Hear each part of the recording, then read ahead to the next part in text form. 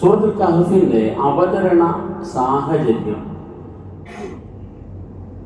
മക്കയിലെ റസൂലുള്ളാഹി സ്വല്ലല്ലാഹു അലൈഹി വസല്ലമയുടെ ദഅവത്ത് നടന്നുകൊണ്ടിരിക്കുന്ന സമയത്ത് മക്കയിലെ ജനങ്ങൾ പല മാർഗത്തിലൂടെ റസൂൽ സ്വല്ലല്ലാഹു അലൈഹി വസല്ലമയെ പ്രബോധന പ്രവർത്തനത്തിൽ നിന്നും പിന്തിരിപ്പിക്കാനുള്ള ശ്രമങ്ങൾ നടത്തിയിട്ടുണ്ട്. നബി സല്ലല്ലാഹു അലൈഹി വസല്ലമയുടെ ചരിത്രം ഏകദേശമൊക്കെ അറിയുന്ന നമുക്കറിയാം.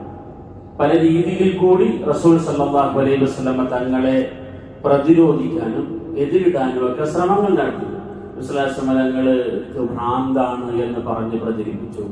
നബി സല്ലല്ലാഹു അലൈഹി വസല്ലം ജ്യോത്സ്യപ്പണിയാണ് ചെയ്യുന്നത് എന്ന് പറഞ്ഞ് പ്രചരിപ്പിച്ചു. അല്ലെങ്കിൽ സിഹർ ജാലവിദ്യയാണ് റസൂലിൻ്റെത് എന്ന് പറഞ്ഞ്, അല്ലെങ്കിൽ കവിയാണ്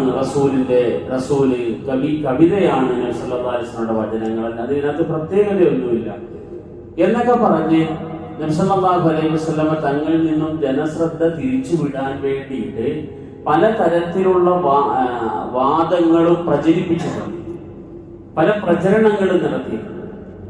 അതുപോലെ ലാ തസ്മഉ ലിഹാദൽ ഖുർആനി വൽഗൗ ഫീഹി, നിങ്ങൾ ഈ ഖുർആൻ കേൾക്കരുത്, ഒരു കാരണവശാലും കേൾക്കരുത്. നിങ്ങൾ ഖുർആന്റെ ശബ്ദം കേൾക്കുമ്പോൾ അതിനേക്കാൾ വലിയ ശബ്ദത്തിൽ ഒച്ച ഉണ്ടാക്കണം, മറ്റുള്ളവർ കേൾക്കാതിരിക്കുന്ന തരത്തിൽ നിങ്ങൾ ശബ്ദം ഉണ്ടാക്കണം. ഇങ്ങനെയൊക്കെ ഖുർആനിന്റെ സന്ദേശത്തിൽ നിന്നും സാധാരണ ജനങ്ങളെ അകറ്റി നിർത്താൻ വേണ്ടി പല ശ്രമങ്ങൾ നടത്തിയിട്ടുണ്ട്. പക്ഷെ ആ ശ്രമങ്ങളൊന്നും വിജയിച്ചില്ല എന്നുള്ളതാണ് സത്യം. കാരണം ഖുർആനിന്റെ ഭാഷാപരമായ ശൈലി ആ നാട്ടിലെ പ്രമുഖരായ വ്യക്തികളെ വല്ലാതെ ആകർഷിച്ചു. കാരണം ഖുർആന്റെ ഭാഷാ പ്രയോഗങ്ങൾ വലിയ ഭാഷാ സാഹിത്യകാരന്മാരെ പോലും അത്ഭുതപ്പെടുത്തുന്നതായിരുന്നു. ഒരു സാധാരണ മനുഷ്യന്റെ വചനങ്ങൾക്കില്ലാത്ത ഭാഷാ സൗന്ദര്യവും അതുപോലെ തന്നെ വാക്കുകളുടെ അത്ഭുതകരമായ ചില ക്രമങ്ങളും അതിന്റെ ആലാപന സൗന്ദര്യവും എല്ലാം കൂടെ നാട്ടുകാരെ വലിയ അത്ഭുതപ്പെടുത്തി. അതുകൊണ്ട് ഇത്തരത്തിലുള്ള ദുഷ്പ്രചരണങ്ങൾക്കൊന്നും നബി സല്ലല്ലാഹു അലൈഹി വസല്ലമ തങ്ങളുടെ ദഅവത്തിന്റെ പ്രവർത്തനത്തെ നിയന്ത്രിച്ചു നിർത്താൻ കഴിഞ്ഞില്ല.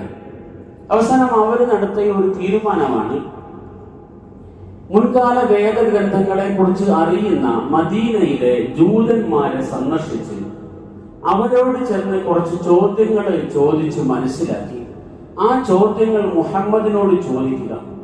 അങ്ങനെ മുഹമ്മദിനെ പരാജയപ്പെടുത്താൻ നമുക്ക് കഴിയും എന്നതാണ് അവരുടെ പ്രതീക്ഷ സല്ലല്ലാഹു അലൈഹി വസല്ലം. അങ്ങനെ ഉഖബത്ത് ബിൻ അബീ മുഈത്ത്, നദ്ർ ബിൻ ഹാരിസ് രണ്ടുപേര് മദീനയിലേക്ക് പോയി. മദീനയിൽ ജൂതന്മാരുണ്ട്, അവർക്ക് തൗറാത്തുമായി ബന്ധപ്പെട്ട അറിവുകളുണ്ട്, അള്ളാഹുമായി ബന്ധപ്പെട്ടുള്ള അറിവുകൾ, മൂസാ നബി അലൈഹി സ്വലാത്തു വസ്സലാമിയിലൂടെ കിട്ടിയ വഹീന്റെ സന്ദേശങ്ങൾ അവരുടെ കയ്യിലുണ്ട്. അപ്പോ മദീനക്കാരുമായി ഈ വിഷയത്തിൽ സംസാരിക്കുകയാണെങ്കിൽ മദീനക്കാരോട് ചോദിച്ച് പ്രവാചകന്റെ വായടക്കാൻ പറ്റുന്ന എന്തെങ്കിലും ചില വിഷയങ്ങൾ കിട്ടുകയാണെങ്കിൽ അങ്ങനെ റസൂലിനെ നേരിടണം, റസൂലിനെ നിശബ്ദനാക്കണം. ഇതാണ് ഈ രണ്ടുപേരുടെയും ലക്ഷ്യം. അങ്ങനെ നദ്ർ ബിൻ ഹാരിസും ഉഖബത്ത് ബിൻ അബീ മുഈത്തും മദീനയിലെത്തി ജൂതന്മാരോട് കണ്ടു. ജൂതന്മാരുമായിട്ട് കണ്ടിട്ട് അവരോട് പറഞ്ഞു, ഇന്നതുപോലെ ഞങ്ങളുടെ നാട്ടില് പുതിയ പ്രവാചകൻ എന്ന് പറഞ്ഞ ഒരാള് ആഗതനായിട്ടുണ്ട്, വഹീന്റെ സന്ദേശം എന്ന രീതിയിൽ പല കാര്യങ്ങളും പറയുന്നുണ്ട്. അപ്പോ ആ വ്യക്തിയെ നമുക്ക് കൃത്യമായി ഒന്ന് പരിശോധിക്കാൻ പറ്റുന്ന ചില ചോദ്യങ്ങൾ നിങ്ങൾ ഞങ്ങൾക്ക് പറഞ്ഞുതരണം. അങ്ങനെ ജൂതന്മാര് 3 ചോദ്യങ്ങൾ കൊടുത്തയച്ചു. ഒന്നാമത്തെ ചോദ്യം, മുൻകാല സമൂഹത്തിലെ ഒരു സംഘം ചെറുപ്പക്കാർ നാട്ടിൽ ശരിയായ വിശ്വാസികളായി ജീവിക്കാൻ കഴിയാതെ വന്ന സാഹചര്യത്തിൽ നാട് വിട്ടുപോയിട്ടുണ്ട്. ആ ചെറുപ്പക്കാരുമായി ബന്ധപ്പെട്ട വിശദീകരണങ്ങൾ എന്തെല്ലാമാണ് എന്ന് ചോദിക്കണം. ഒന്നാമത്തെ ചോദ്യം അത്. രണ്ടാമത്തെ ചോദ്യം, ഭൂമിയുടെ കിഴക്കും പടിഞ്ഞാറും അടക്കം സഞ്ചരിച്ച ഒരു വലിയ പ്രമുഖനായ രാജാവുണ്ടായിരുന്നു. ആ രാജാവുമായി ബന്ധപ്പെട്ട വിവരങ്ങൾ എന്തെല്ലാമുണ്ട്, അതൊന്ന് വിശദീകരിക്കാമോ എന്നതാണ് രണ്ടാമതായി കൊടുത്ത ചോദ്യം. മൂന്നാമത്തെ ചോദ്യം, ആത്മാവിനെ കുറിച്ച് എന്താണ് നിങ്ങൾക്ക് പറയാനുള്ളത്? 3 ചോദ്യങ്ങളുമായി ഈ 2 പേരും മക്കയിൽ മടങ്ങിയെത്തി. നബി സല്ലല്ലാഹു അലൈഹി വസല്ലമ തങ്ങളുടെ അടുക്കൽ ഈ 3 ചോദ്യങ്ങൾ ഉന്നയിക്കപ്പെട്ടു. അപ്പോൾ അവിടുന്ന് അവർ പറഞ്ഞുവിട്ട മറുപടി, ചോദ്യത്തോടൊപ്പം പറഞ്ഞുവിട്ട ഒരു പരാമർശം ഇങ്ങനെയാണ്: ഈ 3 ചോദ്യങ്ങളിൽ 2 ചോദ്യങ്ങൾക്ക് കൃത്യമായി മറുപടി പറയാൻ കഴിയുകയും 3ാമത്തെ ചോദ്യത്തിന് കൃത്യമായി മറുപടി പറയാതിരിക്കുകയും ചെയ്യുകയാണെങ്കിൽ അദ്ദേഹം യഥാർത്ഥ പ്രവാചകനാണ്. 3നും മറുപടി പറഞ്ഞാലും അയാൾ യഥാർത്ഥ പ്രവാചകനല്ല, 3നും മറുപടി പറയാൻ കഴിയുന്നില്ലെങ്കിലും അയാൾ യഥാർത്ഥ പ്രവാചകനല്ല.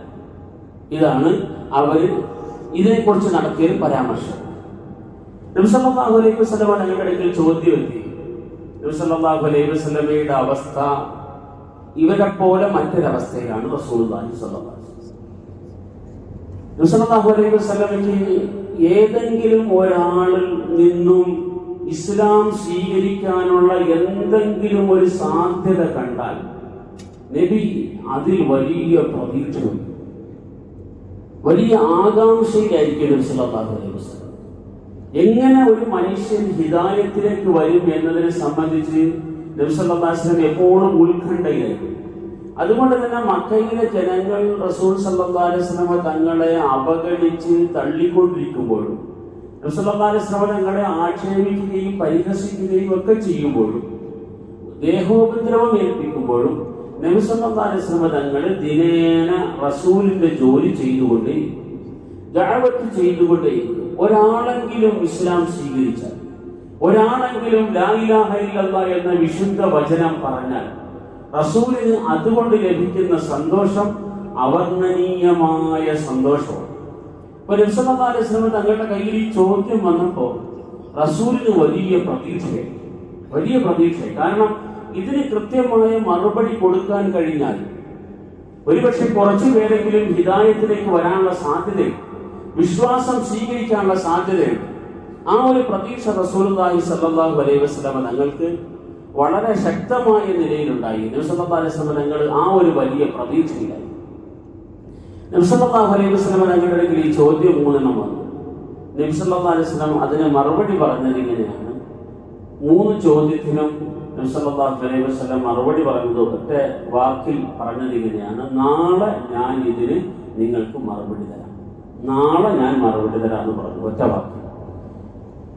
പക്ഷെ റസൂലുള്ളാഹി സ്വല്ലല്ലാഹു അലൈഹി വസല്ലം തങ്ങൾക്ക് പിറ്റേ ദിവസം അതുമായി ബന്ധപ്പെട്ട വിശദീകരണങ്ങളൊന്നും വഹിയായിട്ട് ലഭിച്ചില്ല. അങ്ങനെ 15 ദിവസം കടന്നു. നബി സല്ലല്ലാഹു അലൈഹി വസല്ലം തങ്ങളുടെ നേരെ വന്ന ഈ ചോദ്യത്തിന് കൃത്യമായൊരു മറുപടി വഹി എന്ന രീതിയിൽ നബി സല്ലല്ലാഹു അലൈഹി വസല്ലം തങ്ങൾക്ക് കിട്ടില്ല. അപ്പോൾ പ്രവാചകന്മാർ സംസാരിക്കുന്നത് വഹിയുടെ അടിസ്ഥാനത്തിൽ മാത്രമാണ്. അവർക്ക് അന്നേരം തോന്നുന്നതെല്ലാം വിളിച്ചു പറയുന്നവരല്ല പ്രവാചകന്മാർ. 3 ചോദ്യം നബി സല്ലല്ലാഹു അലൈഹി വസല്ലം തങ്ങളുടെ മുമ്പിൽ വന്നു. നബിയെ സംബന്ധിച്ചിടത്തോളം നാളെ മറുപടി പറയാമെന്ന് പറയുകയും ചെയ്തു. പക്ഷേ പ്രവാചകന് കൃത്യമായ വഹി വന്നില്ല, ജിബ്രീലിന്റെ ഭാഗത്തുനിന്നുള്ള അറിയിപ്പുണ്ടായില്ല. മക്കയിലെ ജനങ്ങളുടെ ഇടയിൽ പലതരത്തിലുള്ള ചർച്ചകളായി. കാരണം മുഹമ്മദിന് വഹി വന്നിരുന്നത് നിലച്ചു തുടങ്ങിയിരിക്കുന്നു. ഇപ്പൊ പുതിയ ചോദ്യങ്ങൾക്ക് ഉത്തരവില്ല, മറുപടി പറയാൻ കഴിയുന്നില്ല. 15 ദിവസമായിട്ട് ഈ പറഞ്ഞ ചോദ്യങ്ങൾക്ക് മറുപടി പറയാൻ കഴിയാത്ത അവസ്ഥയിലാണ് റസൂൽ സല്ലല്ലാഹു അലൈഹി വസല്ലം എന്ന നിലയ്ക്ക് നബി സല്ലല്ലാഹു അലൈഹി വസല്ലമയെ കുറിച്ചുള്ള പല ആക്ഷേപങ്ങളും നാട്ടിൽ പ്രചരിക്കുന്നത്. അപ്പോ മദീനക്കാർ കൊടുത്തയച്ച ചോദ്യങ്ങൾ മക്കക്കാർ റസൂലിനോട് ചോദിക്കുമ്പോൾ അതിന് കൃത്യമായി മറുപടി പറയാൻ കഴിയാത്ത ഒരു സാഹചര്യത്തിലാണ് നബി സല്ലല്ലാഹു അലൈഹി വസല്ലം ഉള്ളത്. ഈ സമയത്താണ് നബി സല്ലല്ലാഹു അലൈഹി വസല്ലമയ്ക്ക് 15 ദിവസങ്ങൾക്ക് ശേഷം ഈ 3 ചോദ്യങ്ങൾക്കും കൃത്യമായ മറുപടിയുമായിട്ട് വഹിയുടെ സന്ദേശം വരുന്നത്. 15 ദിവസങ്ങൾക്ക് ശേഷം അവിടെയാണ് അൽഹംദുലില്ലാഹില്ലദീ അൻസല അലാ അബ്ദിഹിൽ കിതാബ വലം യജ്അൽ ലഹു ഇവജ എന്ന് തുടങ്ങുന്ന ആയത്ത്. നേരത്തെ പറഞ്ഞതുപോലെ ആദ്യാവസാനം ഒറ്റയടിക്ക് അവതരിച്ച സൂറത്തുകളിൽ ഒന്നാണ് സൂറത്തുൽ കഹ്ഫ് എന്ന് പണ്ഡിതന്മാർക്ക് അഭിപ്രായം. അപ്പൊ ആ നിലയ്ക്ക് നബി സല്ലല്ലാഹു അലൈഹി വസല്ലമ തങ്ങൾക്ക് സൂറത്തുൽ കഹ്ഫ് ഒന്നായി അവതരിക്കപ്പെടുകയായിരുന്നു. ആ സൂറത്തുൽ കഹ്ഫിൽ ഈ പറഞ്ഞ 3 ചോദ്യങ്ങളുടെയും ഉത്തരങ്ങളുണ്ട്. ഒന്നാമതായി നാട് വിട്ടുപോയ ജനങ്ങളുമായി ബന്ധപ്പെട്ട വിവരങ്ങൾ എന്തൊക്കെയായിരുന്നു എന്നുള്ളതാണ് ഒന്നാമത്തെ ചോദ്യം. അതില് അസ്ഹാബുൽ കഹ്ഫ്, ഈ സൂറത്തിന്റെ പേര് തന്നെ കഹ്ഫ് എന്നാണ്. നാട് വിട്ട് യാത്ര ചെയ്ത ഒരു പറ്റം ചെറുപ്പക്കാരും ആ ചെറുപ്പക്കാർക്ക് അവർക്ക് അനുഭവിക്കേണ്ടി വന്ന പല അവസ്ഥകളെ സംബന്ധിച്ചുമാണ് സൂറത്തുൽ കഹ്ഫ് ആദ്യമായി പരാമർശിക്കുന്നത്. അപ്പൊ സൂറത്തുൽ കഹ്ഫിന്റെ ആദ്യ ഭാഗത്ത് ഈ സംഘത്തെ സംബന്ധിച്ചുള്ള വിശദീകരണങ്ങൾ വന്നു. ഇതിന്റെ അവസാന ഭാഗത്ത് ദുൽഖർനൈൻ എന്ന ഒരു രാജാവിനെ സംബന്ധിച്ചുള്ള പരാമർശം വന്നു. നാട് മുഴുവൻ ചുറ്റി സഞ്ചരിച്ച ഒരു രാജാവിനെ സംബന്ധിച്ച് പറയുന്നുണ്ട്. യസ്അലൂനക അൻ ദുൽഖർനൈൻ എന്നും തുടങ്ങുന്ന ആയത്ത് മുതൽക്ക് ഈ പറഞ്ഞ രാജാവിനെ സംബന്ധിച്ചാണ് സൂറത്തുൽ കഹ്ഫ് പരാമർശിക്കുന്നത്. അപ്പൊ 2 ചോദ്യങ്ങളുടെയും മറുപടി ഇതിനകത്ത് വന്നു. മൂന്നാമത്തെ ചോദ്യം ആത്മാവിനെ സംബന്ധിച്ചാണ്. അപ്പോ അതിനുമുള്ള മറുപടി സൂറത്തുൽ കഹ്ഫിലുണ്ട്. യസ്അലൂനക അനിർ റൂഹ് ഖുലിർ റൂഹു മിൻ അംരി റബ്ബി എന്ന് തുടങ്ങുന്ന ഭാഗവും സൂറത്തു അൽ കഹ്ഫിലുണ്ട്. അപ്പോൾ അല്ലാഹു സുബ്ഹാനഹു വ തആല അല്ലാഹുവിന്റെ ജൂതന്മാരിലൂടെ ലഭിച്ച 3 ചോദ്യങ്ങൾ, ആ ചോദ്യങ്ങൾക്ക് റസൂൽ സല്ലല്ലാഹു അലൈഹി വസല്ലം തങ്ങളുടെ ഭാഗത്തുനിന്ന് കൃത്യമായി മറുപടി വരാതിരുന്ന സന്ദർഭത്തിൽ വന്ന ഖുർആനികമായ ആയത്താണ് സൂറത്തുൽ കഹ്ഫിലെ ആയത്തുകൾ. അതിൽ ആത്മാവിനെ സംബന്ധിച്ചുള്ള വിശദീകരണങ്ങൾ ചോദിക്കുന്നുണ്ട്. അതിനെ സംബന്ധിച്ച് കൃത്യമായ മറുപടി പറയാൻ കഴിയില്ല എന്നുള്ള ഒരു ഭാഗവും നമുക്ക് അവിടെ കാണാൻ കഴിയും. സൂറത്തുൽ കഹ്ഫിനകത്ത് 5 തരം പരീക്ഷണങ്ങളെ സംബന്ധിച്ചാണ് പ്രധാനമായി ചർച്ച ചെയ്യുന്നത്. സൂറത്തുൽ കഹ്ഫില് ഒരു 5 സംഭവങ്ങൾ ഉദ്ധരിക്കുന്നു. നമുക്കറിയാം, നമ്മുടെ ഈ വെള്ളിയാഴ്ച ദിവസങ്ങളിൽ സാധാരണയായി ഓതുന്ന ഒരു സൂറത്താണ് സൂറത്തുൽ കഹ്ഫ്. ജുമഅയ്ക്ക് മുമ്പ് നേരത്തെ തന്നെ പള്ളിയിലെത്തി എല്ലാവരും സൂറത്തുൽ കഹ്ഫ് ഓതിക്കൊണ്ടിരിക്കുന്നത് കാണാം. റസൂലുള്ളാഹി സ്വല്ലല്ലാഹു അലൈഹി വസല്ലം പറഞ്ഞിട്ടുണ്ട്, സൂറത്തുൽ കഹ്ഫിലെ ആദ്യത്തെ 10 ആയത്ത് കാണാതെ പഠിക്കുന്നത് ദജ്ജാലിന്റെ ഫിത്നയിൽ നിന്നുള്ള സംരക്ഷണമാണെന്ന് നബി സല്ലല്ലാഹു അലൈഹി വസല്ലം പറഞ്ഞതായി കാണാം. അപ്പോൾ ദജ്ജാലിന്റെ ഫിത്നയിൽ നിന്നും അവസാന കാലഘട്ടത്തിൽ മനുഷ്യർക്കുണ്ടാകുന്ന പലതരത്തിലുള്ള പ്രശ്നങ്ങൾക്കുമുള്ള പരിഹാരം എന്ന നിലയിൽ അല്ലാഹു തആല 5 സംഭവങ്ങൾ സൂറത്തുൽ കഹ്ഫിൽ ഉദ്ധരിച്ചിട്ടുണ്ട്. ഈ 5 സംഭവങ്ങൾ 5 സ്വഭാവത്തിലുള്ള പ്രശ്നങ്ങളെ സംബന്ധിച്ചാണ് പഠിപ്പിക്കുന്നത്. 5 തരത്തിലുള്ള പ്രശ്നങ്ങൾ സമൂഹത്തിലുണ്ടാകാം, അല്ലെങ്കിൽ വ്യക്തി ജീവിതത്തിലോ സാമൂഹിക ജീവിതത്തിലോ ഉണ്ടാകാം. അങ്ങനത്തുള്ള പ്രശ്നങ്ങളെ എങ്ങനെ നേരിടണം എന്നതിനെ സംബന്ധിച്ച് 5 സംഭവങ്ങളിലൂടെ സൂറത്തുൽ കഹ്ഫ് വളരെ കൃത്യമായി വിശദീകരിക്കുന്നു. ഒന്നാമത്തെ സംഭവം വിശ്വാസത്തിന്റെ പേരിലുണ്ടാകുന്ന പരീക്ഷണങ്ങളാണ്. ഒരു മനുഷ്യൻ ഇസ്ലാം സ്വീകരിച്ചാൽ, വിശ്വാസിയായാൽ, സത്യവിശ്വാസിയായാൽ സ്വാഭാവികമായും ആ മനുഷ്യന്റെ ജീവിതത്തിൽ പരീക്ഷണങ്ങൾ ഉണ്ടാകും. അത് ഏതെല്ലാം രീതിയിലാണെന്ന് പറയാൻ കഴിയില്ല. ഏത് തരത്തിലുള്ള പരീക്ഷണങ്ങൾ വന്നാലും ആ പരീക്ഷണങ്ങളെ മുഴുവൻ അതിജയിക്കണം എന്നതിന്റെ ഒരു പാഠമാണ് സൂറത്തുൽ കഹ്ഫ് ഒന്നാമതായി പഠിപ്പിക്കുന്ന പാഠം. ഇപ്പൊ വിശ്വാസം എന്ന് പറയുന്നത് നമുക്കറിയാം, ആദ്യകാല സഹാബാക്കളുടെ ചരിത്രം, നബി സല്ലല്ലാഹു അലൈഹി വസല്ലമയുടെ ചരിത്രം തന്നെ വിശ്വാസം സ്വീകരിച്ചതോടുകൂടി പലതരത്തിലുള്ള ഉപദ്രവങ്ങളും അക്രമങ്ങളും ഒക്കെ അവർക്ക് സഹിക്കേണ്ടി വന്നിട്ടുണ്ട്. അത് ഒരു സംഭവത്തിന്റെ തുടക്കമോ അല്ലെങ്കിൽ അവസാനമോ അല്ല, അതതിന്റെ തുടർച്ചയാണ്. അതിന് ഉണ്ടായിക്കൊണ്ടേയിരിക്കുന്ന കാര്യമാണ്.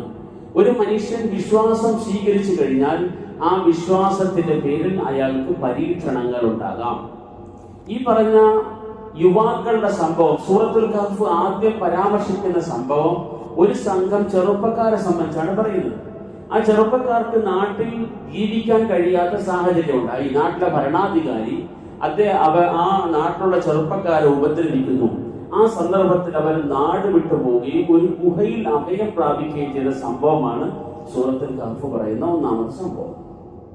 അപ്പോൾ വിശ്വാസത്തിന്റെ പേരിൽ ഉണ്ടാകുന്ന പരീക്ഷണത്തെ സംബന്ധിച്ചാണ് സൂറത്തുൽ കഹ്ഫ് ഒന്നാമതായി പറയുന്നത്. അതിന്റെ സൂചന വിശ്വാസത്തിന്റെ പേരിൽ പരീക്ഷണങ്ങൾ ഉണ്ടാകാം എന്ന സൂചനയാണ്. രണ്ടാമത്തെ പരീക്ഷണം പറയുന്നത് സാമ്പത്തിക മേഖലയിലുള്ള പരീക്ഷണങ്ങളെ സംബന്ധിച്ചാണ്. അവിടെ പറയുന്നത് രണ്ട് വ്യക്തികളെ സംബന്ധിച്ചാണ് പരാമർശിക്കുന്നത്. ആ രണ്ട് വ്യക്തികളിൽ ഒരാൾക്കൊരു തോട്ടം ഉണ്ടായിരുന്നു, മറ്റേയാളൊരു ദരിദ്രനായിരുന്നു. ഒരാൾ വലിയ സമ്പന്നനും മറ്റൊരാൾ ദരിദ്രനും. രണ്ടുപേരും അടുത്ത സുഹൃത്തുക്കളുമാണ്. ഈ സുഹൃത്തുക്കളായ രണ്ടുപേര് തമ്മിൽ അവരുടെ സാമ്പത്തിക കാര്യം പറഞ്ഞ് നടത്തുന്ന ചില തർക്കങ്ങളും ചർച്ചകളുമാണ് രണ്ടാമത്തെ സംഭവം. അപ്പൊ ഒരാൾ പറയുന്നു, ഞാൻ എല്ലാവിധ ഐശ്വര്യങ്ങളും അനുഗ്രഹങ്ങളും ഉള്ള ഒരു വ്യക്തിയാണ് എന്നൊക്കെ പറഞ്ഞ് സ്വയം അഭിമാനം കൊള്ളുകയും മറ്റേയാളെ നിസ്സാരതയോടുകൂടി കാണുകയും ചെയ്യുന്നു. ഈ രണ്ട് കൂട്ടുകാർ, ഒരാൾ സമ്പന്നനാണ്, മറ്റൊരാൾ ദരിദ്രനാണ്, പക്ഷെ രണ്ടുപേരും കൂട്ടുകാരാണ്. അപ്പോൾ ഇവർ തമ്മിൽ നടക്കുന്ന ചില സംഭാഷണങ്ങളാണ് ഈ സംഭവത്തിൽ വരുന്നത്. അപ്പൊ സമ്പത്തുണ്ടായതിന്റെ പേരിൽ ഏറ്റവും അടുത്ത കൂട്ടുകാരനോട് അഹങ്കാരപൂർവ്വം പെരുമാറുന്ന, അയാൾക്ക് കൊടുക്കേണ്ടുന്ന ഒരു സൗഹൃദത്തിന്റെ ബന്ധം പോലും കൊടുക്കാതെ പൈസയുടെ പേരിൽ അഹങ്കാരിയായി മാറിയ ഒരു മനുഷ്യനെ സംബന്ധിച്ചാണ് ആ സംഭവം പരിചയപ്പെടുന്നത്. അപ്പോൾ ഇത് മനുഷ്യന്റെ ജീവിതത്തിൽ ഉണ്ടാകുന്ന കാര്യമാണ്. മനുഷ്യന്റെ ജീവിതത്തിൽ സമ്പത്ത് ഉണ്ടായി കഴിയുമ്പോൾ പലതും തോന്നും. ഞാൻ ആരൊക്കെ ആണെന്നോ എന്തൊക്കെ ആണെന്നോ ഒക്കെ തോന്നും മനുഷ്യന്. അപ്പോൾ സാമ്പത്തികമായ പുരോഗതി ഉണ്ടാകുമ്പോൾ അതിന് വിട്ട് അഹങ്കരിക്കരുത് എന്ന ഒരു വലിയ പാഠം ഈ രണ്ടാമത്തെ സംഭവം പഠിക്കുന്നത്. അപ്പോ അധികാരത്തിന്റെ പേരുള്ള വിശ്വാസത്തിന്റെ പേരുള്ള പരീക്ഷണം, സമ്പത്തിന്റെ പേരുണ്ടാകാവുന്ന പരീക്ഷണം. മൂന്നാമത്തെ പരീക്ഷണം അറിവിന്റെ പേരിലുണ്ടാകുന്ന. ഒരു മനുഷ്യന് അറിവ് കൂടുതലുണ്ടായാലും അഹങ്കരിക്കും. ഇവിടെ മൂസ നബി അലൈഹി സ്വലാത്തു വസ്സലാമയുടെ സംഭവമാണ് സൂറത്തുൽ കഹ്ഫ് ഉദ്ധരിക്കുന്ന മൂന്നാമത്തെ സംഭവം. മൂസ നബി അലൈഹി സ്വലാത്തു വസ്സലാം ഒരു സദസ്സിൽ അദ്ദേഹം പ്രഭാഷണം നടത്തിക്കൊണ്ടിരിക്കുന്ന സമയത്ത് ആരാണ് ഏറ്റവും വലിയ അറിവുള്ള വ്യക്തി എന്നൊരു ചോദ്യം വരികയാണ് സദസ്സിൽ നിന്നും. അപ്പൊ മൂസ നബി അലൈഹി സ്വലാത്തു വസ്സലാം സ്വാഭാവികമായും പ്രവാചകനാണ്, വഹി വരുന്ന പ്രവാചകനാണ്. ഒരു സദസ്സിൽ ആ പ്രവാചകൻ ഉണ്ടെങ്കിൽ ആ പ്രവാചകൻ തന്നെയായിരിക്കും ഏറ്റവും വലിയ അറിവുള്ള ആള്. മൂസ നബി അലൈഹി സ്വലാത്തു വസ്സലാം പറഞ്ഞു, ഞാനാണ് ഏറ്റവും അറിവുള്ള ആള് എന്ന് മറുപടി പറയും. അപ്പോൾ അല്ലാഹു സുബ്ഹാനഹു വ തആല പറയാണ്, അങ്ങനെ ഒരു അറിവ്, എല്ലാം കൊണ്ടും അറിവിൽ തികഞ്ഞ ഒരാളൊന്നും ലോകത്തില്ല. ആ സംഭവത്തിന്റെ അവസാനം അല്ലാഹു തആല തന്നെ അത് പറയുന്നുണ്ട്. അറിവ് ഒരാളുടെ കയ്യിൽ ചില അറിവുണ്ടാകും, വേറൊരാളുടെ കയ്യിൽ ചില അറിവുകൾ ഉണ്ടാകും. അല്ലാഹു തആല അറിവ് മനുഷ്യന് പല രീതിയിൽ വിതരണം ചെയ്തു കൊടുത്തതാണ്. ആ വിതരണം ചെയ്ത അറിവിൽ മൂസ, നിനക്ക് ചില അറിവുകളുണ്ട്, എനിക്ക് ചില അറിവുണ്ട് എന്ന് മൂസ നബി അലൈഹി സ്വലാത്തു വസ്സലാം സംസാരിക്കുന്ന ആ വ്യക്തി ഖിളർ എന്നാണ് നമ്മൾ സാധാരണ അദ്ദേഹത്തെ സംബന്ധിച്ച് കേൾക്കാറുള്ളത്. അപ്പൊ മൂസ നബി അലൈഹി സ്വലാത്തു വസ്സലാമോട് അല്ലാഹു തആല പറയാണ്, ഇന്നിടത്തൊരു വ്യക്തിയുണ്ട്, അവിടെ ചെന്ന് നീ അറിവ് പഠിക്കണം എന്ന് പറഞ്ഞ് മൂസ നബി അലൈഹി സ്വലാത്തു വസ്സലാമിനെ അയക്കും. അപ്പോ അറിവ് ഒരു അനുഗ്രഹമാണ്. പക്ഷെ അറിവുണ്ടായി കഴിയുമ്പോഴേക്ക് എല്ലാം തികഞ്ഞവനാണ് എന്ന ധാരണ ഒരു മനുഷ്യന് വേണ്ട എന്നുള്ള പാഠം അല്ലാഹു തആല ഈ സംഭവത്തിലൂടെ പഠിപ്പിക്കുന്നു. നാലാമത്തെ ഒരു സംഭവം സൂറത്തുൽ കഹ്ഫിൽ കാണുന്നത് ആദം അലൈഹിസ്സലാമും ഇബ്ലീസും തമ്മിലുള്ള ഒരു വർത്തമാനമാണ്. അതെന്താണ്? അത് എൻ്റെ കുടുംബം, എൻ്റെ നാട്, ഈ നിലയിൽ മനുഷ്യൻ അഹങ്കരിക്കാറുണ്ട്. ഞാൻ ഇന്ന കുടുംബക്കാരനാണ്, ഞാൻ മോശക്കാരനല്ല, മറ്റു വേറെ നാട്ടിൽ ആരെക്കാളും ഞാൻ മെച്ചപ്പെട്ട ഒരാളാണ് എന്ന ഒരു ധാരണ മനുഷ്യനുണ്ടാകാറുണ്ട്. ഇബ്ലീസിന്റെ സ്വഭാവം ഇത് തന്നെയാണ്. ഇബ്ലീസിനോട് ചോദിക്കാണ്, എന്താണ് നീ എന്റെ വാക്ക് അനുസരിച്ചില്ല? ആദമിന് മുമ്പിൽ സുജൂദ് ചെയ്യാൻ പറയുമ്പോൾ എന്താണ് അനുസരിച്ചില്ല? അപ്പോൾ ഇബ്ലീസിന്റെ മറുപടി വളരെ ലളിതമാണ്, ഞാൻ അയാളെക്കാളും മഹാനാണ്, ഞാനാണ് മഹാൻ. എന്തുകൊണ്ടാണ് ഞാൻ മഹാനായത്? ഞാൻ തീ കൊണ്ട് സൃഷ്ടിക്കപ്പെട്ടതാണ്, അത് മണ്ണ് കൊണ്ടുണ്ടായതാണ്. അപ്പൊ ഇങ്ങനെ ജന്മം കൊണ്ട്, ജനിച്ച കുടുംബത്തിന്റെ പേരിൽ, ജനിച്ച ഗോത്രത്തിന്റെ പേരിൽ, അല്ലെങ്കിൽ മറ്റെന്തെങ്കിലുമൊക്കെ ഭൗതികമായ ചില കാരണങ്ങളുടെ പേരിൽ ഞാൻ എന്തോ വലിയ ആളാണ് എന്ന ഭാവവുമായി നടക്കുന്ന മനുഷ്യരുണ്ട്. മനുഷ്യൻ പല സാഹചര്യത്തിലാണ് പിറന്നു വീഴുന്നത്. ചിലര് രാജകുടുംബത്തിലായിരിക്കും ജനിക്കുന്നത്, ചിലര് സാധാ കുടുംബത്തിലായിരിക്കും ജനിക്കുന്നത്. അപ്പൊ ഞാൻ രാജകുടുംബത്തിലുണ്ടായ ആളാണ് എന്നതിന്റെ പേരിൽ ഈ ഇരിക്കുന്നവരെക്കാളെല്ലാം ഞാൻ വലിയ മഹാനാണെന്ന് വിചാരിക്കണ്ട. ഇബ്ലീസിന്റെ വിചാരം അതായിരുന്നു. അല്ലാഹു സുബ്ഹാനഹു വ തആല അത്തരം വിചാരത്തെയും തിരുത്തുകയാണ്. ആ വിചാരവും ശരിയല്ല, തെറ്റായ വിചാരമാണ്. അതിനും അല്ലാഹു തആല ഒരു സംഭവം ഉദ്ധരിക്കാം. അഞ്ചാമത്തെ സംഭവം, മനുഷ്യൻ തെറ്റായ ചിന്തയിലേക്കും വിചാരങ്ങളിലേക്കും അഹങ്കാരത്തിലേക്കും ഒക്കെ പോകുന്നത് അധികാരം ഉണ്ടാകുമ്പോഴാണ്. അധികാരം കയ്യിൽ കെട്ടിക്കഴിഞ്ഞാൽ ഇനി എല്ലാവരും എന്റെ കീഴിലാണ്, ഞാൻ സകലരെയും നിയന്ത്രിച്ചു നിർത്താൻ അധീശാധിപത്യമുള്ള ഒരു വ്യക്തിയാണെന്നുള്ള തോന്നലുണ്ടാവും മനുഷ്യൻ. അങ്ങനെ അധികാരം മനുഷ്യനെ തെറ്റായ ചിന്തകൾ ഉണ്ടാക്കുകയും മനുഷ്യനെ അഹങ്കാരിയാക്കി മാറ്റുകയും ചെയ്യും. അതിനുള്ള ഒരു ഉദാഹരണം സൂറത്തു കഹ്ഫിന്റെ അവസാനത്തിൽ ഒരു മഹാരാജാവിന്റെ സംഭവം പറഞ്ഞിട്ടാണ് പറയുന്നത്. ഒരു സാധാ സീത രാജാവല്ല, മശ്രിഖും മഗ്രിബുമെല്ലാം സഞ്ചരിച്ച, അഥവാ കിഴക്ക് മുതൽ പടിഞ്ഞാറ് വരെ സഞ്ചരിച്ച, ലോകം മുഴുവൻ നിയന്ത്രണത്തിൽ നിർത്തിയ ഒരു രാജാവിന്റെ സംഭവത്തെ അല്ലാഹു തആല ഉദാഹരണമായി വെക്കുന്നുണ്ട്. ഇങ്ങനെ 5 സംഭവങ്ങൾ മുന്നിൽ വെച്ചുകൊണ്ട് അല്ലാഹു സുബ്ഹാനഹു വ തആല മനുഷ്യന് അല്ലാഹു നൽകുന്ന അനുഗ്രഹങ്ങളെ സംബന്ധിച്ച് ഓർമ്മപ്പെടുത്തുകയും ആ അനുഗ്രഹങ്ങളെ മഹത്വത്തോടുകൂടി മതിപ്പോടുകൂടി കാണണം എന്ന് ഉണർത്തുകയും, എന്നാൽ അത്തരം അനുഗ്രഹങ്ങളെ അഹങ്കാരത്തിന്റെ ഒരു കാരണമായി എടുക്കരുത് എന്ന് ഓർമ്മപ്പെടുത്തുകയും ചെയ്യാണ്. ഇങ്ങനെ 5 രീതിയിലുള്ള പരീക്ഷണങ്ങൾ, ദീനിന്റെ പേരിലുണ്ടാകുന്ന പരീക്ഷണം, സമ്പത്തിന്റെ വർധനവ് കൊണ്ടുണ്ടാകാവുന്ന പരീക്ഷണം, അറിവിന്റെ പേരിലുണ്ടാകാവുന്ന മനുഷ്യന്റെ തെറ്റായ വിചാരങ്ങൾ, അല്ലെങ്കിൽ മറ്റേതെങ്കിലും തരത്തിലുള്ള മഹത്വം, ജന്മനാലുണ്ടായി എന്ന് വിചാരിക്കുന്ന മഹത്വം, അധികാരത്തിന്റെ പേരിലുണ്ടാകുന്ന മനുഷ്യനുണ്ടാകാവുന്ന ദുഷിപ്പുകൾ അല്ലെങ്കിൽ തെറ്റായ കാര്യങ്ങൾ. ഈ 5 സംഭവങ്ങൾ, 5 കാര്യങ്ങളെ സംബന്ധിച്ചും ഓരോരോ സംഭവങ്ങൾ ഉദ്ധരിച്ച് അല്ലാഹു സുബ്ഹാനഹു വ തആല മനുഷ്യ ശ്രദ്ധയെ ചില ഗൗരവമായ ചിന്തകളിലേക്ക് കൊണ്ടുപോവുകയാണ് സൂറത്തുൽ കഹ്ഫിൽ. അതുകൊണ്ട് തന്നെ ഈ പറയപ്പെട്ട 5 കാര്യങ്ങൾ, 5 തരത്തിലുള്ള മേന്മകൾ ഒരാളിൽ ഉണ്ടാവുകയും ആ മേന്മകളിൽ അഹങ്കരിക്കാതെ മര്യാദയോടുകൂടി അള്ളാഹുവിന്റെ ഒരു അടിമ എന്ന നിലയിൽ മനുഷ്യരിൽ ഒരു സാധാരണക്കാരെന്ന ബോധത്തോടുകൂടി ജീവിക്കാൻ കഴിഞ്ഞാൽ ലോകത്തുണ്ടാകുന്ന ഏതു വലിയ പ്രശ്നത്തെയും അതിജയിക്കാൻ പോകുന്ന ഈമാന്റെ ഉടമയാണ് അയാളെന്നാണ് അതിന്റെ അർത്ഥം. അതുകൊണ്ടാണ് നബി സല്ലല്ലാഹു അലൈഹി വസല്ലം തങ്ങൾ പറഞ്ഞത്, ഈ രീതിയിൽ ജീവിക്കുന്ന ഒരാൾക്ക് ലോകത്ത് അയാളെ വഴിതെറ്റിക്കാൻ ഒന്നിനും കഴിയില്ല. ഏറ്റവും വലിയ അപകടകാരിയായ മനുഷ്യന് നബി സല്ലല്ലാഹു അലൈഹി വസല്ലം തങ്ങൾ പറഞ്ഞിട്ടുണ്ട്, ഞാനും എനിക്ക് മുമ്പ് വന്ന പ്രവാചകന്മാരും എല്ലാവരും ഏറ്റവും ഗൗരവത്തിൽ ഉണർത്തിയിട്ടുള്ള, താക്കീത് ചെയ്തിട്ടുള്ളത് ദജ്ജാലിന്റെ ഫിത്നയെ സംബന്ധിച്ചാണ്. നമ്മുടെ തഹിയ്യാത്തില് അവസാനത്തിൽ ദുആ ചെയ്യാറുണ്ട്, അല്ലാഹുമ്മ ഇന്നി അഊദു ബിക മിൻ അദാബിൽ ഖബ്രി വമിൻ അദാബിൻ നാരി വമിൻ ഫിത്നത്തിൽ മഹ്യാ വൽ മമാതി വമിൻ ഫിത്നത്തിൽ മസീഹിദ് ദജ്ജാൽ. വളരെ ഗൗരവത്തിലാണ് നബി സല്ലല്ലാഹു അലൈഹി വസല്ലം ഈ ദുആ പഠിപ്പിച്ചു തന്നിട്ടുള്ളത്. നബി സല്ലല്ലാഹു അലൈഹി വസല്ലം തങ്ങൾ ഈ ദുആ നിരന്തരമായി പറയാറുണ്ടായിരുന്നു. റസൂൽ സല്ലല്ലാഹു അലൈഹി വസല്ലം തങ്ങൾ എത്രയോ വർഷങ്ങൾക്ക് മുമ്പ് തന്നെ ഈ പറഞ്ഞ തരത്തിലുള്ള പ്രശ്നങ്ങൾ സമൂഹത്തെ ബാധിക്കുമെന്ന് പറഞ്ഞു. സമൂഹത്തിനെ തെറ്റായ വഴിയിലേക്ക് കൊണ്ടുപോകുന്ന പല പ്രശ്നങ്ങൾ രൂപപ്പെട്ടു വരും. അതെല്ലാം മനുഷ്യന്റെ വിശ്വാസത്തെ ദുർബലപ്പെടുത്തുന്നതാണ്. അപ്പൊ ഈ പറഞ്ഞ തരത്തിൽ ഒരാൾ വലിയ സമ്പന്നനായി, സമ്പത്തുണ്ടായിരുന്നിട്ടും ആ സമ്പത്ത് കൊണ്ട് അഹങ്കരിക്കാതെ ഒരു മര്യാദക്കാരനായ ഒരു നല്ല മനുഷ്യനായിട്ട് ഒരാൾക്ക് ജീവിക്കാൻ കഴിയുന്നുണ്ടോ?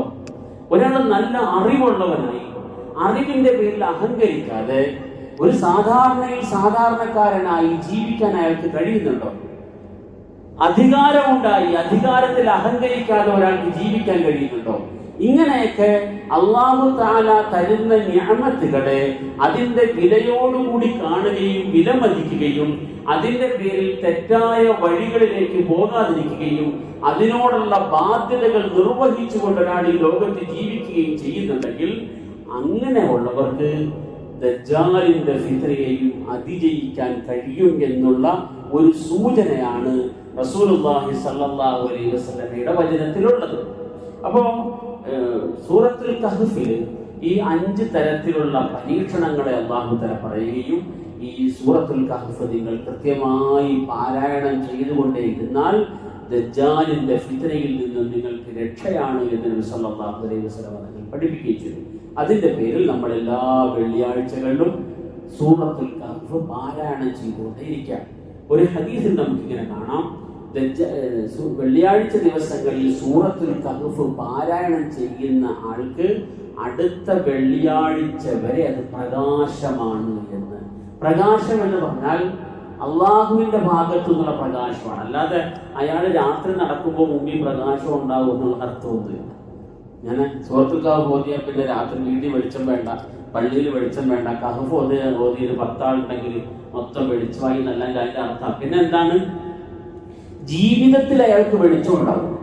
ജീവിതത്തിൽ അള്ളാഹു സുബ്ഹാനഹു വ തആല അയാളെ വഴി നടത്തും, നേർവഴിയിലൂടെ അള്ളാഹു നടത്തും എന്നാണ് ആ വാക്കിന്റെ അർത്ഥം.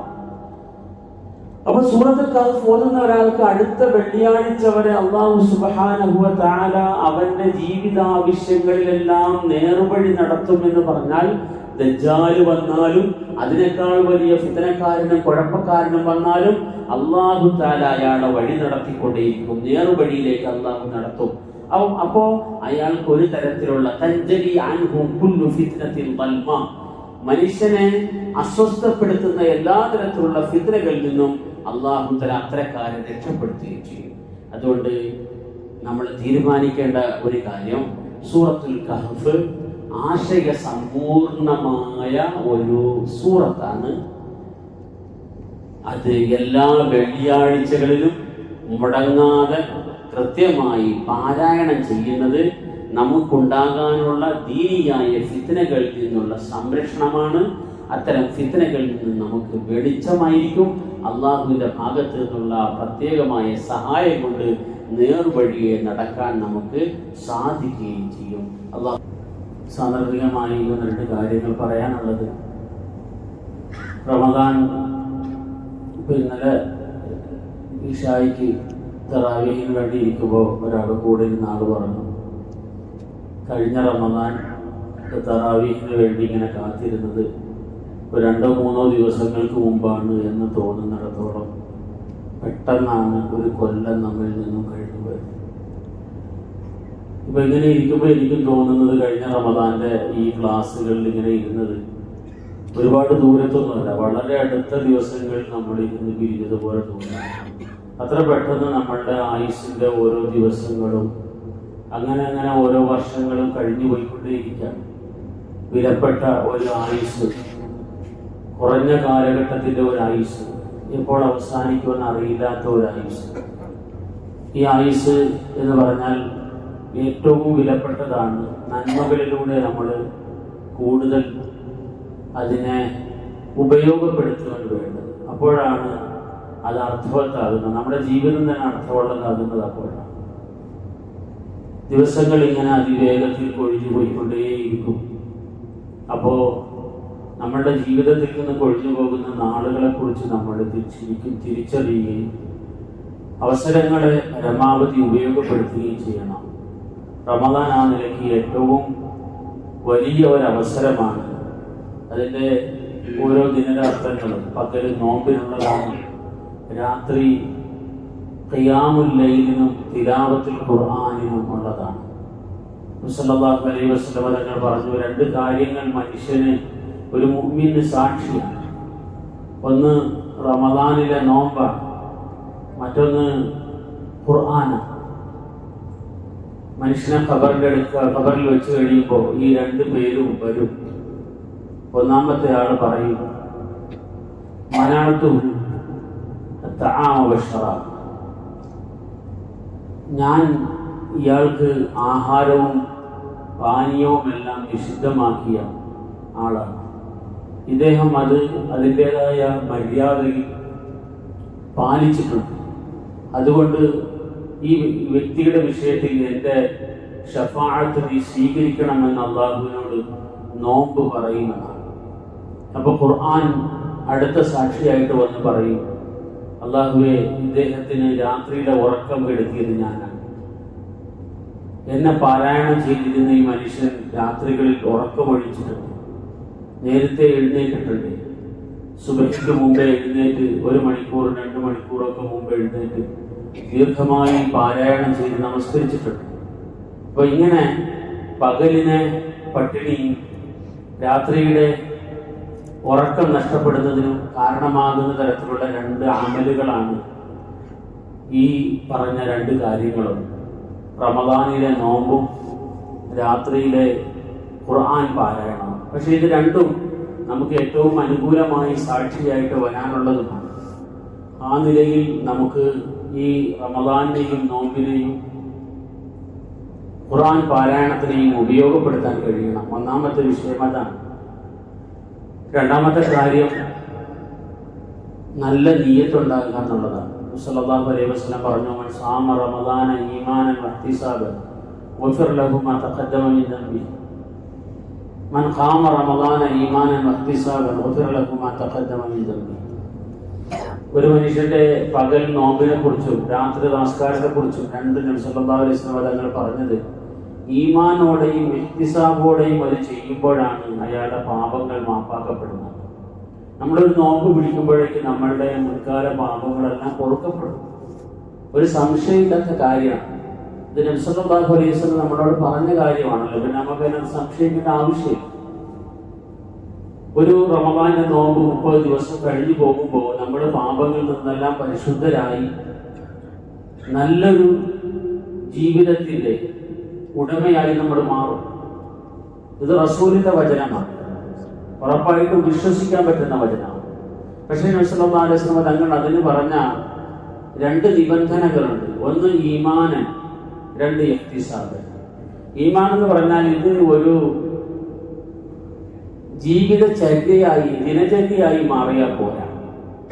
പിന്നെ അള്ളാഹുവിന്റെ കൽപ്പനയാണ് എന്ന ഒരു ബോധ്യത്തോടു കൂടിയാകണം നമ്മൾ ഈ നോമ്പ് അനുഷ്ഠിക്കുന്നത്, അല്ലെങ്കിൽ രാത്രി നമസ്കരിക്കുന്നത്. നബി സല്ലല്ലാഹു അലൈഹി വസല്ലം തങ്ങൾ പഠിപ്പിച്ച ഒരു നല്ല കാര്യം എന്ന നിലയിലായിരിക്കണം നമ്മൾ ഈ രാത്രി നമസ്കരിക്കുന്നത്, നോമ്പ് അനുഷ്ഠിക്കുന്നത്. അപ്പൊ ഈമാൻ എന്ന് പറഞ്ഞാൽ അതുകൊണ്ട് ഉദ്ദേശിക്കുന്നത് അതാണ്. കുറച്ച് ഒരു 3-4 ദിവസം കഴിയുമ്പോൾ നമ്മുടെ ദിനചര്യയായിട്ട് ഇത് മാറുന്നു.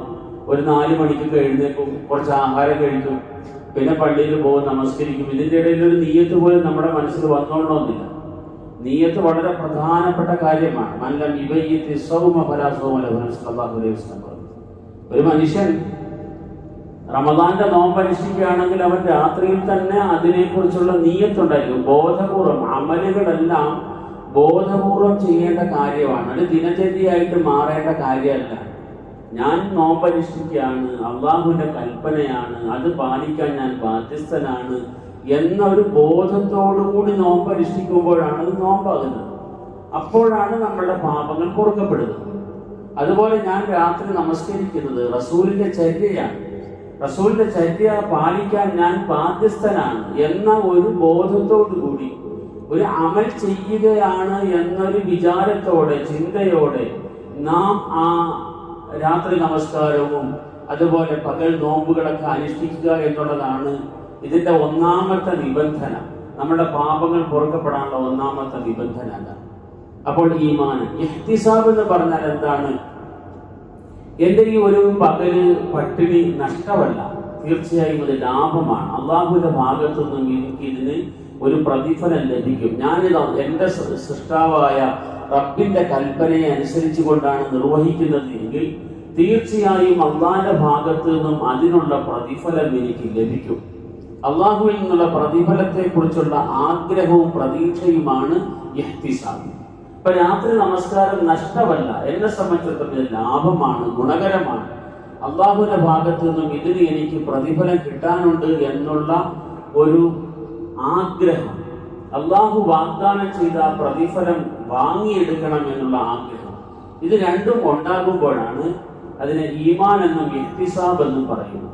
ഈ 2 ഗുണങ്ങൾ നമ്മളുടെ നോമ്പിലും നമസ്കാരത്തിലും രാത്രി നമസ്കാരത്തിലും, ഇത് നോമ്പിന്റെയും രാത്രി നമസ്കാരത്തിന്റെയും മാത്രമേ കാര്യമല്ല, നമ്മുടെ എല്ലാ അമലുകളിലും ഉണ്ടാകേണ്ടുന്ന കാര്യങ്ങളാണ്. നബി സല്ലല്ലാഹു അലൈഹി വസല്ലം തങ്ങൾ റമദാനിലൂടെ നമുക്ക് ലഭിക്കാനുള്ളത് പാപമോചനമാണ് എന്ന് പറയുമ്പോൾ ആ പാപമോചനത്തിന് നമ്മെ അർഹരാക്കി തീർക്കുന്നത് ഈ 2 കാര്യങ്ങളാണ് എന്ന് വളരെ പ്രത്യേകമായി തന്നെ ഓർമ്മപ്പെടുത്തിയിട്ടുണ്ട്. ഈമാനും ഇഹ്തിസാബും ഉണ്ടാകുമ്പോഴാണ് നമുക്ക് ഈ നോമ്പ് ഒരു ഗുണകരമായി ഭവിക്കുക. ആ നിലയിൽ നമ്മളുടെ നോമ്പിനെ നമ്മൾ ആക്കി തീർക്കണം. ഒന്നാമതായി എന്താണ് പറയുന്നത്? ഏറ്റവും പ്രധാനപ്പെട്ട നാളുകളാണ് കഴിഞ്ഞു പോകുന്നത് എന്ന തിരിച്ചറിവോടുകൂടി നമ്മൾ ഈ റമദാനിൽ ജീവിക്കുക. ചെയ്യുന്ന അമലുകളെല്ലാം അല്ലാഹുവിന്റെ കൽപ്പനയാണ്, റസൂലിന്റെ ചര്യയാണ്, ഇത് പ്രയോജനകരമാണ്, ഇതിന്റെ പ്രതിഫലം എനിക്ക് ലഭിക്കുമെന്നുള്ള പ്രതീക്ഷയോടുകൂടി നമ്മൾ ചെയ്യുകയും ചെയ്യും.